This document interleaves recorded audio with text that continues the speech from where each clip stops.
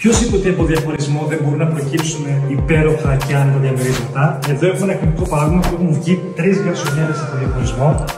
Πρώτη, ο χώρος της κουζίνας. Με πολύ μεγάλη ντουλάπα. Όλα τα δωμάτια και στα 3 διαμέρισματα που θα δούμε έχουν ντουλάπες. Χώρος του κτηρίου που γενικώς αποθηκευτικός. Και το πιο υπέροχο μπάνιο νομίζω από τα 3. Με 3 διαφορετικούς τύπους πλατηδίου. Μου αρέσει πάρα πολύ το αποτέλεσμα. Εδώ είναι το δεύτερο διαμέρισμα. Ο χώρος της αμμοφοζίνας πάλι. Όλοι οι χώροι έχουν δικά τους παράθυρα, δικές τους balconopetες, είναι στο φως.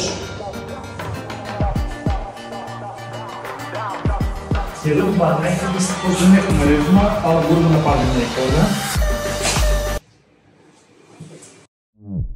Και το τρίτο διαμέρισμα.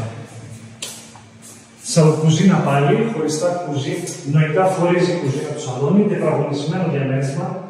Πολύ ωραίο, πολύ μεγαλύτερο φαίνεται από τα άλλα. Εδώ είναι το δωμάτιο πάλι, βλέπουμε το δωμάτιο. Όπως είπαμε, όλοι οι χώροι έχουν φως.